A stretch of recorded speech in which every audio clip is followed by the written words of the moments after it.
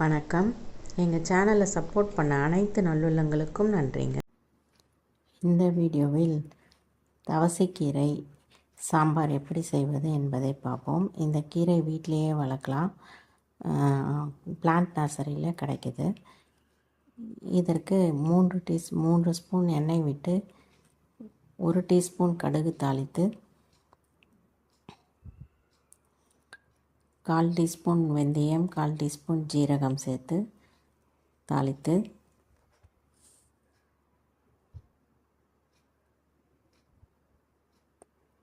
இதற்கு அடுத்தது 3 பல் பூண்டு, இதை தட்டியும் சேர்த்துக்கலாம். அதை சேர்த்துட்டு 15 சின்ன வெங்காயம் சேர்த்து அதையும் நல்லா வதக்கிட்டு 1 தக்காளி அரிந்து அதை இதோட சேர்த்துக்கணும். சேர்த்து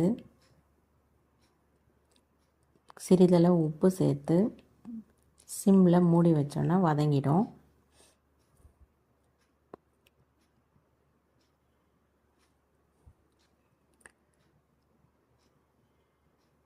இப்போ தக்காளி வெங்காயம் நன்கு வதங்கியதும் 1 ஸ்பூன் சாம்பார் மிளகாய்த்தூள் சேர்த்துட்டு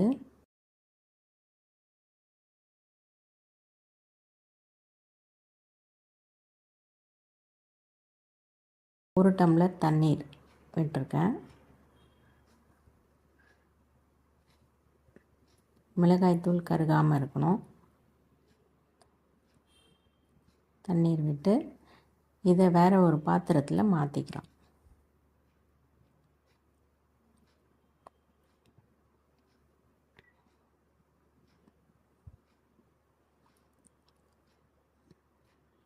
மாற்றிட்டு மிளகாய்த்தூள் வாசனை போகிற அளவுக்கு, பச்சை வாசனை போகிற அளவுக்கு கொதித்ததும் ஒரு நெல்லிக்காய் சைஸ் அளவுக்கு புளியை ஊற வச்சு கரைச்சி அதையும் ஊற்றிக்கிறேன்.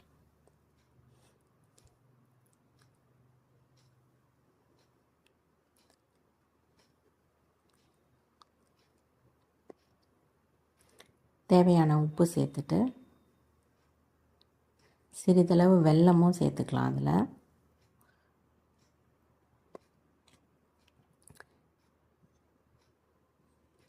சாம்பார் நல்லா கொதித்ததும்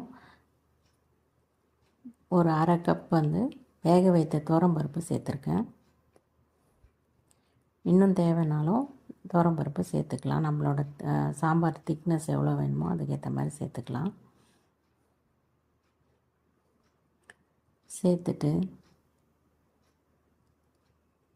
நல்லா கொதி வந்ததும் இப்போ தவசைக்கீரையை நல்லா கழுவி அலசி வச்சுருக்கேன், அதை சேர்த்துடலாம். சேர்த்துட்டு நன்றாக கலந்து சிறிதளவு பெருங்காயத்தூளை கடைசியாக சேர்த்துக்கணுன்னா நல்லா வாசனையாக இருக்கும்.